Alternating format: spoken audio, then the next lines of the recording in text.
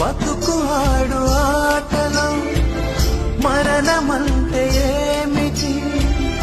ఆటలోని అలుపు వంటి చిన్న మలుపులే జీవితాన్ని అందక జీవమెళ్ళిపోదులే. ఆరిపోని అడిగిపోని చిరంజీవిలే.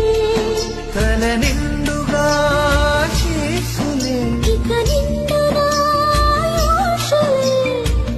యముని పాశమే బిగుసుకున్నాను. మరణమన్నది